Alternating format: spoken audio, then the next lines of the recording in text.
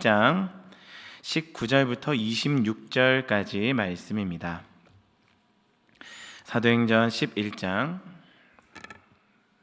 19절부터 26절까지 말씀입니다.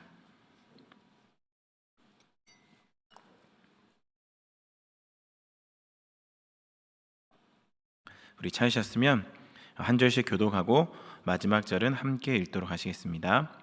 그때에 스데반의 일로 일어난 환란으로 말미암아 흩어진 자들이 베니게와 구브로와 안디오까지 이르러 유대인에게만 말씀을 전하는데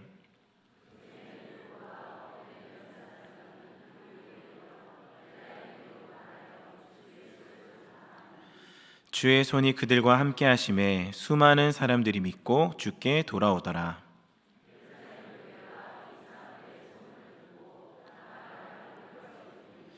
그가 이르러 하나님의 은혜를 보고 기뻐하여 모든 사람에게 굳건한 마음으로 주와 함께 머물러 있으라 권하니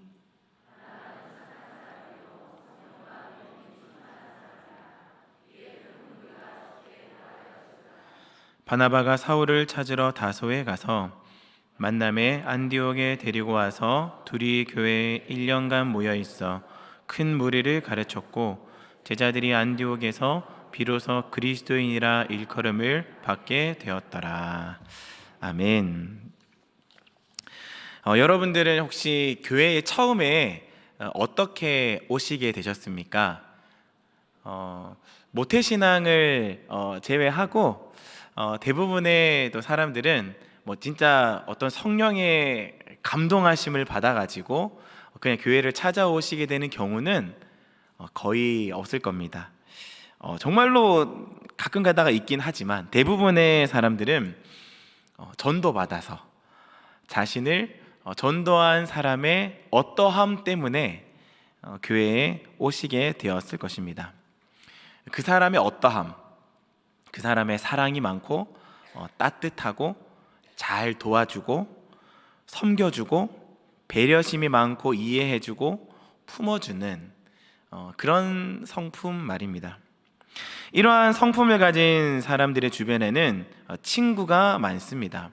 사람들은 참 이 성품을 가진 사람을 더 좋아합니다. 이 성품을 한마디로 정리한다면 착하다가 될 것 같습니다. 어디 이게 놀러 가거나 신방을 가면 이제 성도님들과 같이 이제 동석을 하게 되는 시간들이 있는데 그럴 때 한 번씩 물어보시는 것이 꼭 궁금하신가 봐요. 사모님하고 어떻게 만나셨어요? 이런 거 물어보세요. 저희 고향교회 교회 누나였습니다. 이러면 누나였습니까? 막 이러고 그러면 얼마나 연애하셨어요? 7년 연애했습니다. 7년 연애하셨습니까? 그러면서 결국 또 이렇게 옆에 아내가 있으면 이런 것도 물어봅니다. 사모님, 목사님 어디가 그렇게 좋아가지고 그렇게 결혼하시게 됐어요? 잘생겨가지고 그러셨어요? 찬양을 잘해서 그런가요? 그러면 이제 아내가 한참을 고민하다가 이렇게 얘기합니다. 착함? 보통 할 말이 없을 때 착함이라고 얘기하지 않습니까? 잘생기고 못생기고가 아니고 착해서 저는 착해서 결혼까지 하게 된 것 같습니다. 여러분 다 착하게 사시기 바랍니다. 오후 시간이라서 한번 웃으시라고 말씀드렸지만 우리의 신앙 가운데서도 이 착함이 매우 중요한 것 같습니다. 그리스도인의 착함을 통해서 사람들이 모이고 또 그 착함을 보고 교회로 인도되고 또 교회로 인도되어서 등록하고 평생의 신앙생활을 시작하는 사람들이 또 그리스도의 착함을 힘입어서 또 다른 사람들에게 이 착함으로 교회로 인도하게 되고 그래서 이 착함이 매우 우리의 신앙생활 가운데서도 중요하다라고 하는 사실입니다. 오늘 본문에도 이 착한 사람이 등장합니다. 바로 이 바나바입니다. 예수님께서 승천하시고 난 다음에 오순절 성령 강림이 임하였고 초대교회가 시작이 되었습니다. 사도들을 중심으로 예루살렘을 중심으로 이 초대교회 공동체 생활이 시작이 되었었는데요. 이 교회는 여전히 유대인들을 위한 교회였습니다. 그러다가 이 스데반 집사의 순교로 말미암아 이 예루살렘 교회에 큰 핍박이 일어나게 되었고, 그로 인해서 많은 사람들이 이제 흩어지게 되면서 이방인 전도가 시작이 되게 되었습니다. 우리 19절 말씀을 같이 한번 읽어보겠습니다. 19절 시작. 그때에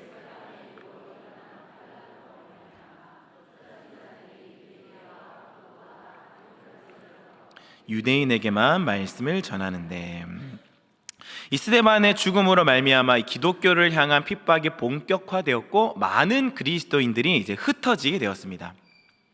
여기서 있었던 이 핍박은요, 그냥 뭐 잠깐 이렇게 피신했다가 돌아오면 끝나는 그런 핍박이 아니라 생명의 위협을 느끼는 그런 심각한 수준의 핍박이었습니다.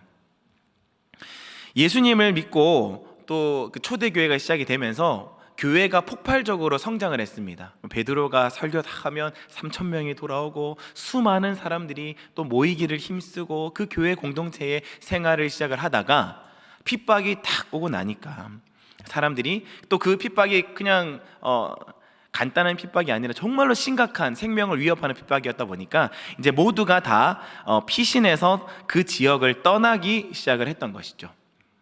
그런데 감사한 것은 그 핍박 때문에 흩어져 버려서 이제 이 모든 공동체가 와해돼 버리고 끝났던 것이 아니라 심각한 상황 속에서도 그들의 마음 가운데는 그리스도를 모셨던 그 기쁨이 충만하여서 이 기쁨이 마땅히 다른 사람도 받아야 하는 것임을 알았기 때문에 그들이 피신한 곳에 가서 또다시 그리스도를 전하기 시작을 했다라고 하는 것입니다.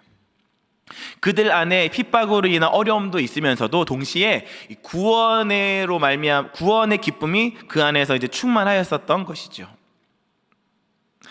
핍박에 굴하지 않고 이 복음을 전했다라고 하는 것입니다. 그런데도 아직 이 복음을 전하는데도 유대인들에게만 복음이 전파가 되었었습니다. 그 당시 분위기였습니다.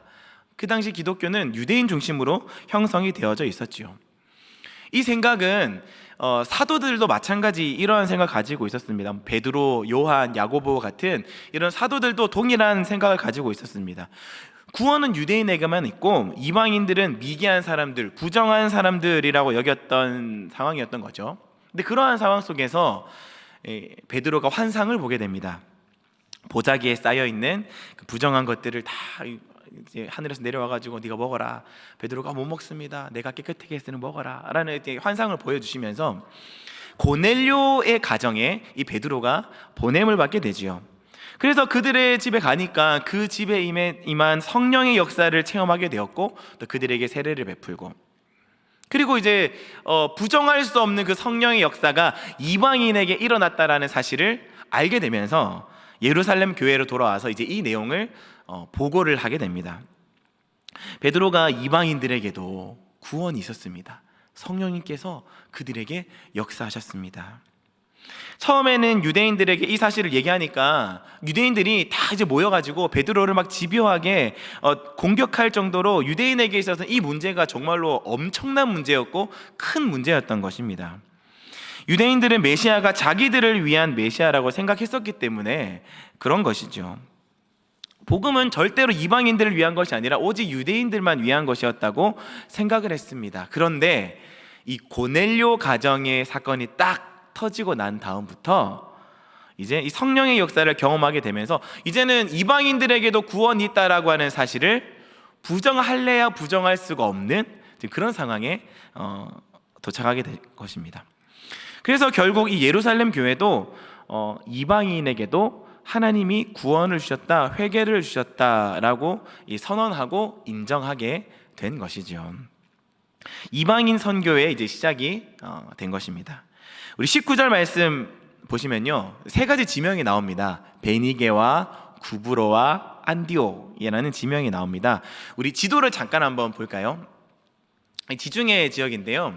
먼저 복음이 예루살렘 중심으로, 유대인 중심으로 이 복음이 시작이 되었다가 스데반 집사님이 순교하시면서 핍박이 일어나서 막 흩어지기 시작하면서 복음이 흩어지기 시작했는데요, 전해지기 시작했는데요. 오늘 본문에는 세 가지 지역이 나옵니다. 베니게는 페니키아 지역입니다. 그리고 그 옆에 있는 섬 구브로라는 섬이 있고요. 그리고 이제 이방인 선교의 전초 기지였던 이제 안디옥이라는 이 세 지역이 있습니다. 베니게와 구브로와 이 안디옥은요 거의 비슷한 문화권에 있고 또 비슷한 성격을 가진 도시들이었습니다. 먼저 베니게는요 페니키아인데요. 오늘날 레바논 지역이죠. 이 레바논 지역, 베니게 지역, 페니키아 지역은요 이게 문명들이 겹쳐지는 그 중간 지역에 있었던 도시였습니다. 그러니까 서양에 있는 문화가 이 페니키아를 통해서 동양으로 흘러가고 또 동양에 있는 문화가 이 페니키아를 통해서 서양으로 흘러가게 되는 것이죠. 또 남북으로 나눠져도 밑에는 이집트 문명이 있고 또 베니게 오른쪽 지역에는 메소포타미아 문명이 있는 겁니다. 그러니까 이 모든 문명들 사이에 껴있는 지금 지역이 이 페니키아 지역인 것이죠. 근데 거기 페니키아와 예루살렘, 이스라엘 두 군데가 있는데 이스라엘 민족은 약간 민족주의이기 때문에 어떤 문명이 들어오면 신앙적으로 이걸 받아들여서 이걸 고지고대로 다 전달하지 않습니다. 그런데 이 페니키아 지역은요 다문화 지역이어서 다종교 지역이어서 그냥 들어오는 문화를 그대로 전달해주고 들어오는 종교를 그대로 받아서 전달해주는 아주 뭐랄까요 그 종교의 흐름성이 아주 좋은 그런 지역이 바로 이 페니키아 지역이었습니다. 해상이나 무역이나 육로 이 모든 것에 있어서 정말로 원활하게 잘 움직일 수 있는 곳이 바로 저 페니키아 지역이었다, 베니게 지역이었다라고 하는 것이고요. 또 왼쪽에 구브로가 있죠. 저 구브로는 해상에 이제 지중해로 나가는 해상 지역에서 반드시 중간에 한번 거치고 넘어가야 되는, 그러니까 무역의 중심이었던 섬이 바로 구브로 섬입니다. 개방적이고요. 이 베니게와 같은 흐름성이 아주 좋고 또 많은 문화와 많은 언어가 있는 그런 지역이 바로 구브로였습니다. 그리고 오늘 본문에 등장했었던 이 바나바의 고향이기도 하지요. 자, 그래서 20절에 한번 보실까요? 20절 말씀 한번 보시면요, 이런 말씀이 있습니다. 그 중에 구브로와 구레네 몇 사람이 안디옥에 이르러 헬라인에게도 말하여 주 예수를 전파하니. 이제 복음이 예루살렘에서부터 여러 지역으로 이제 흘러가고 있습니다. 처음에는 유대인들에게만이었는데 이제는 헬라인에게도 복음이 전해졌다라고 20절에 나오죠. 그것이 어떻게 가능한 것이죠? 고넬료 가정이 구원받고 세례받은 사건이 있었기 때문입니다. 이제는 유대인들도 더 부정을 할 수가 없게 되었던 것이에요. 그리고 부정할 수 없는 그런 큰 역사들이 또 그들에게 일어났기 때문에 이 이방인들에게도 복음이 전해지게 된 것이죠. 21절 말씀을 보시면요, 주의 손이 그들과 함께 하심에 수많은 사람들이 믿고 주께 돌아오더라.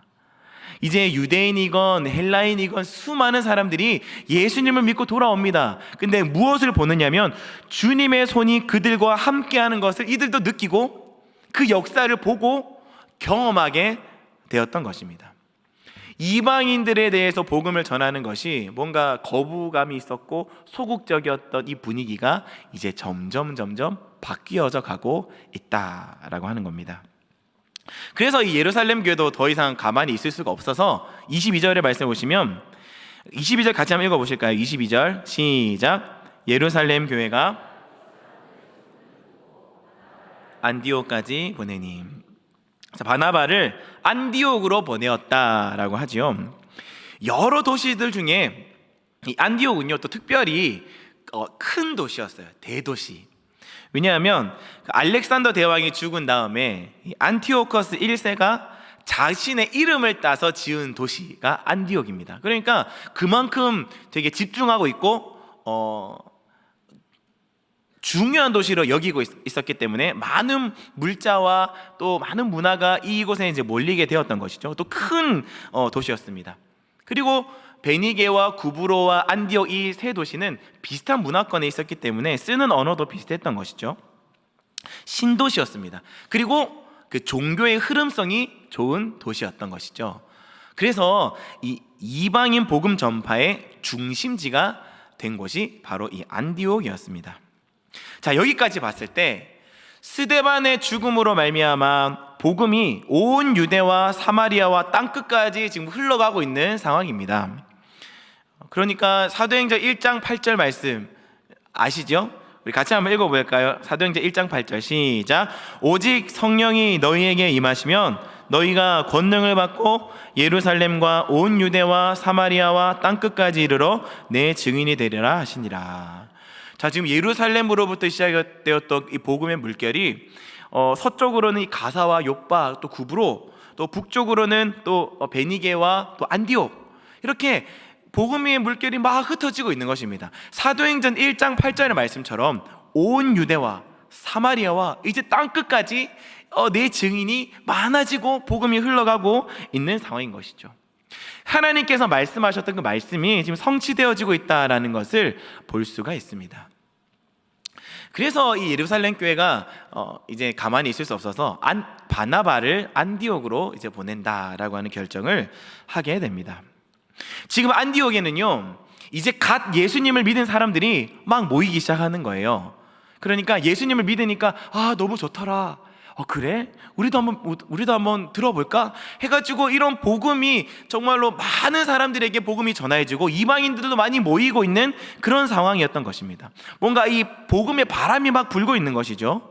근데 중요한 것은요, 이렇게 사람들이 모여졌을 때 진리로 정돈되지 아니하면 이방인들이 가지고 있는 그들의 종교와 그들의 문화들이 같이 들어와서 이게 혼합주의가 되어버릴 수 있는 가능성이 있는 것입니다. 그래서 이런 분위기들을 혼합주의로 흘러가지 않기 위하여서 이것을 정리하고 이것을 잘 지도해 줄 만한 사람을 지금 안디옥으로 보내었던 것이죠. 그 사람이 바로 바나바였습니다. 그런데 왜 바나바였을까요? 바나바는요, 평신도 사역자였습니다. 사도가 아니었어요. 그러니까 베드로가 갈 수도 있고 요한이 갈 수도 있고 야고보도 갈 수도 있는데 여기서 야고보는 이제 순교한 야고보 아니고 예수님의 동생 야고보입니다.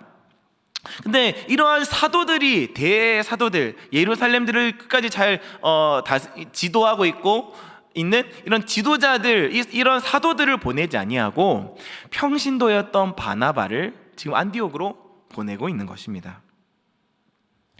왜 평신도 바나바를 보냈을까요?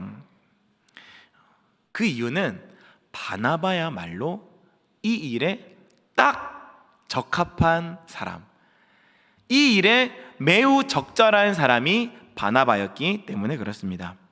왜냐하면요, 지금 바나바는 구브로 출신이라고 했잖아요. 이 구브로라는 섬이 바나바의 고향인데 구브로와 안디옥과 베니게는 쓰는 언어가 비슷하다고 했습니다. 비슷한 문화권에 있다고 했습니다. 그러니까 바나바가 그 안디옥에 가서도 그 사람들의 문화를 잘 이해하고 그 사람들과 아주 소통이 원활하고 그 사람들이 이해할 수 있는 것들을 다 해줄 수 있는 그러한 사람이었다라는 것이죠. 예를 들어서 베드로가 안디옥에 갔다면 베드로는 히브리파 유대인이었기 때문에 이 아람 말밖에 하지 못했던 것입니다. 그런데 지금 안디옥에는 여러 가지 온갖 말들이 있고 또 주로 공용어였던 헬라어를 써야 되는 그런 상황이었는데 아무래도 이 소통적으로는 조금은 불편한 게 있었겠지요. 그래서 구브로가 고향이었던 모국어를 쓰는 이 바나바, 그들과 접촉하여서 말하기에 가장 적합한 사람이 구브로 출신 바나바였다라고 하는 것입니다. 누가 봐도 좀 이 사도급이 되는 사람들이 가서 그곳에 좀 이렇게 지도를 해주면 좋았겠지만 하나님께서는 최고의 사람을 사용하시는 것이 아니라 적합한 사람을 통하여 일하신다라는 것을 알 수가 있는 것이죠. 바나바는 그 일에 매우 적합한 사람이었다라고 하는 사실입니다. 물론 이 사용하는 언어적인 것도 그렇지만 그가 가지고 있는 성품도 그랬습니다. 바나바의 이름의 뜻이 위로의 아들이라는 뜻이거든요. 그러니까 그 바울이 사울이었을 때 회심하고 난 다음에 막 사람들한테 막 위기에 처해져 있을 때, 막 죽음의 위기 가운데 있을 때 이 바나바가 또 그를 안아주고 그를 품어주고 또 보호해 주었던 그런 사건도 있었지 않습니까? 그러니까 그 안디옥에서도 이 사람의 그 따뜻한 성품, 착한 성품이 필요했다라고 하는 것입니다.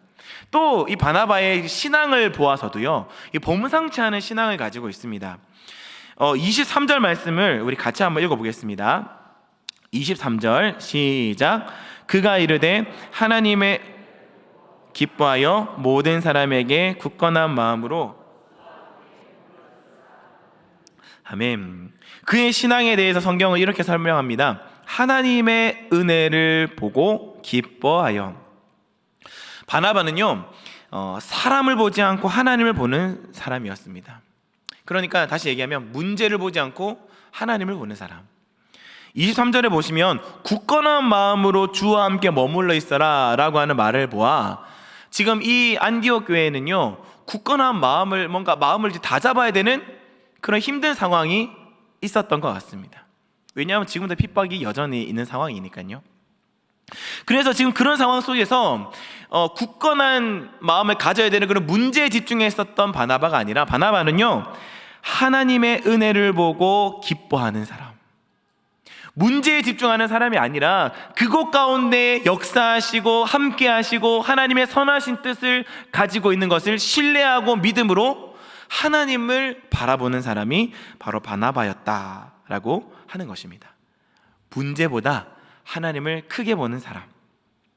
또한 그 하나님을 크게 보니까, 하나님에 대한 역사하심을 신뢰하니까 그 마음으로부터 오는 여유와 또 이 착함으로 그 문제가 있는 사람들에게 굳건한 마음을 가지라고 위로해주고 그들의 마음을 북돋아주고 도와줄 수 있는 그 사람, 그 사람이 바나바였습니다. 가장 적합한 사람이죠.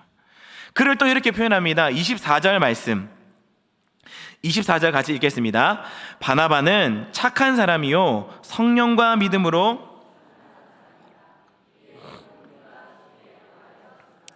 아멘, 그로 하여금 착한 사람이라. 착한 사람, 유대인들의 복수에서 바울을 지켜줬던 사람, 여러 가지 문제들 속에서 하나님을 크게 보고 굳건한 마음을 가지라고 위로를 전해주고 북돋아줄 수 있는 바로 그 사람. 지금 이 안디옥에 그 바나바의 성품과 바나바의 신앙과 믿음이, 그의 착함이 꼭 필요했다라고 하는 사실입니다. 그래서 그 결과 어떤 일들이 되어졌는가? 26절 우리 같이 한번 읽겠습니다. 시작. 만남에 안디옥에 데리고 와서 둘이 교회에 1년간 모여 있어 큰 무리를 가르쳤고 제자들이 안디옥에서 비로소 그리스도인이라 일컬음을 받게 되었더라. 아멘. 바나바가 와가지고 더 큰 무리가 주님께 더해졌고, 또 뒤에는 다소에 있는 사울을 데리고 와서 이 안디옥에서 1년간 있으면서 또 그 사람들을 가르치면서 비로소 그들이 그리스도인이라고 일컬음을 받게 되었다라는 결과가 나오게 된 겁니다. 그리스도인이라고 일컬음을 받게 되었다라고 하는 것은 이제 주변 사람들에게도 인정을 받게 된 것이죠. 주변 사람들에게, 이 사람들은 좀 착한 것 같아. 이 사람들은 좀 다른 것 같아.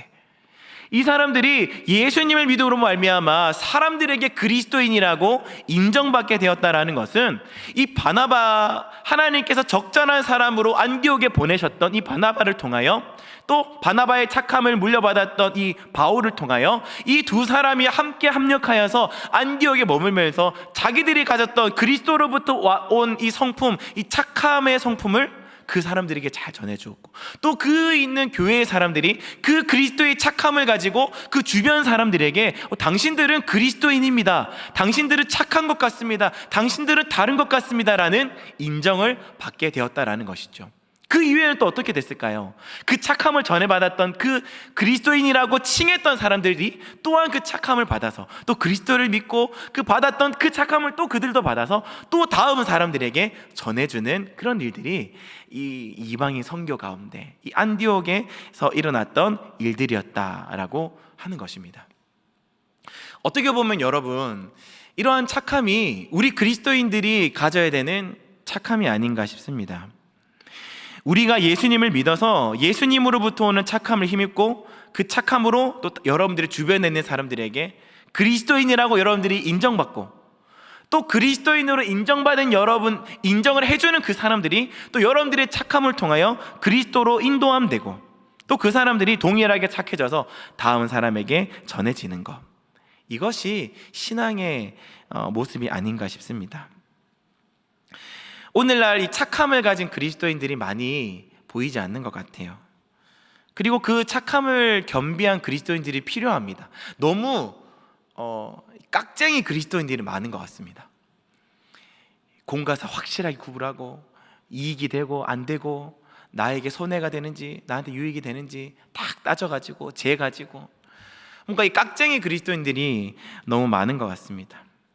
오늘 우리 헌신 예배를 드리는 5, 6 여전도에는 착함을 겸비한 그리스도인으로 인정받게 되시기를 축복합니다.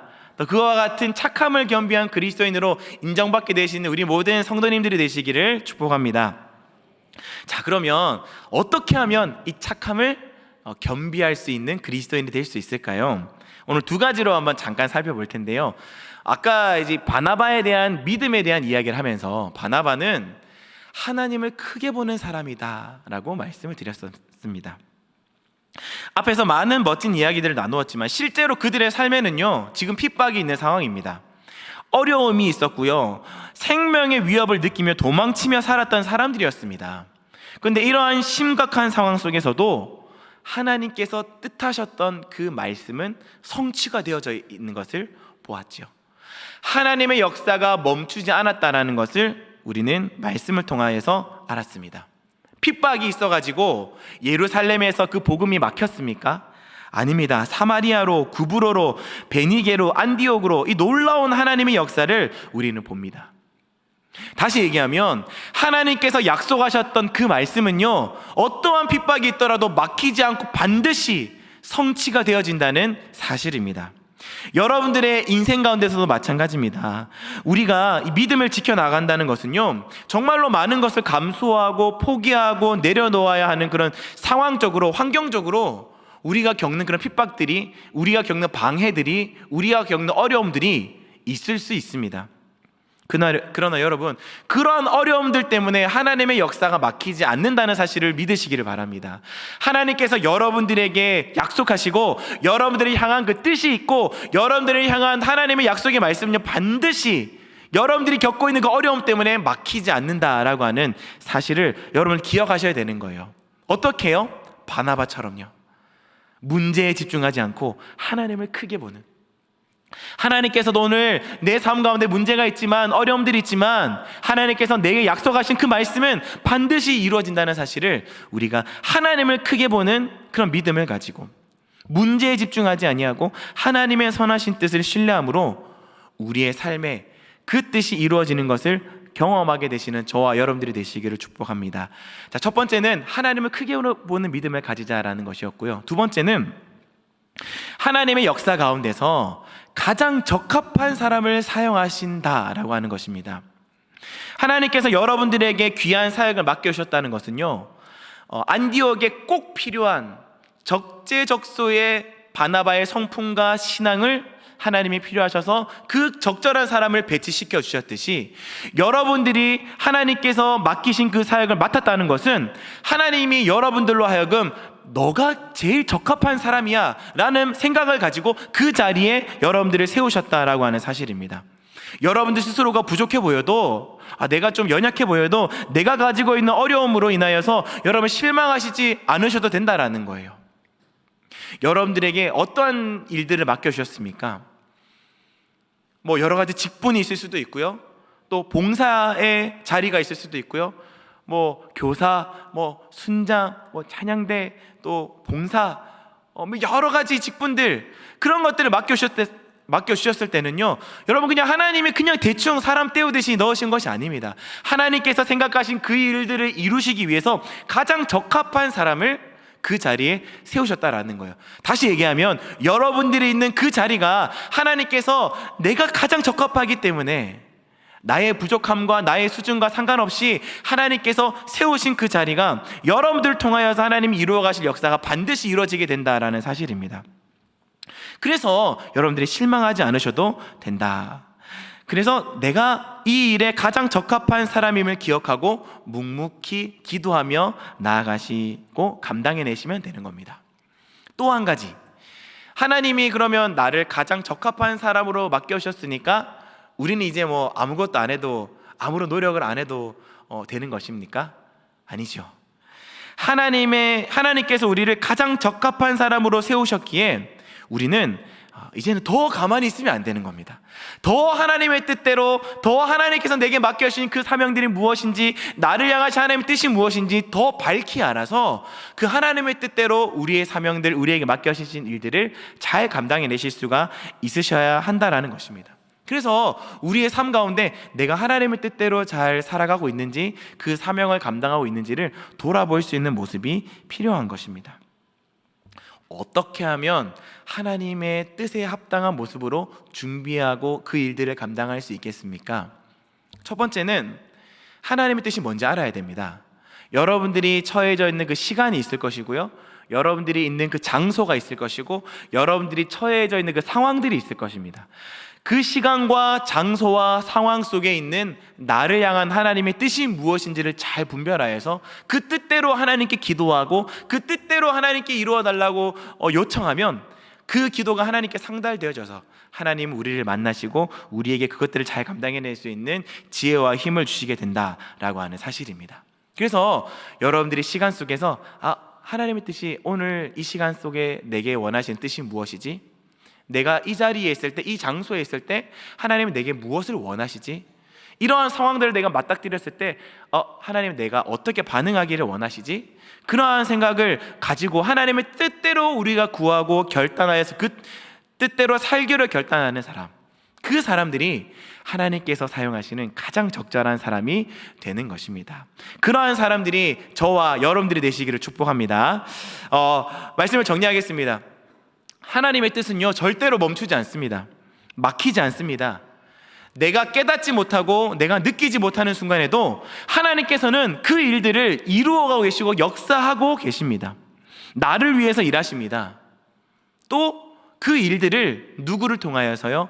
가장 적절한 사람, 여러분들이 속해 있는 그 자리에 여러분들 한 사람 한 사람을 세우셔서 가장 적절한 사람으로서 사용하시기를 원하신다라는 겁니다. 우리들은요, 우리를 세우신 그 하나님의 뜻에 순종하는 마음으로, 또 감사하는 마음으로, 감격해하는 마음으로 하나님의 뜻에 합당한 모습으로 잘 세워지기를 노력하고 애쓰고, 그래서 자신에게 실망하지 않고 어떠한 상황 속에서든지 이 바나바처럼 하나님 앞에 귀하게 쓰임받게 되시는 저와 여러분들이 되시기를 축복하고, 우리 헌신 예배를 드리는 556 여전도의 성도님들 되시기를 주님의 이름으로 간절히 축복합니다. 우리 들었던 말씀을 생각하시면서 우리 공동 기도문으로 같이 한번 기도하시고 또 주신 말씀을 가지고 같이 기도하시겠습니다. 우리 기도하겠습니다. 하나님 아버지, 오늘 나를 향한 하나님의 뜻은 멈추지 않습니다. 어느 누구도 어떤 상황도 막을 수 없습니다. 어제도 오늘도 내일도 나를 위해 일하심을 믿습니다. 그리고 나를 가장 적합한 자리에 세우셔서 귀한 일을 감당케 하심에 감사드립니다. 자신에게 실망치 않고 언제 어디서나 어떤 상황 속에서든지 바나바처럼 하나님께 귀하게 쓰임받게 하여 주시옵소서. 예수님의 이름으로 기도하옵나이다. 우리 같이 들은 말씀을 생각하면서 우리 같이 한번 기도하시겠습니다.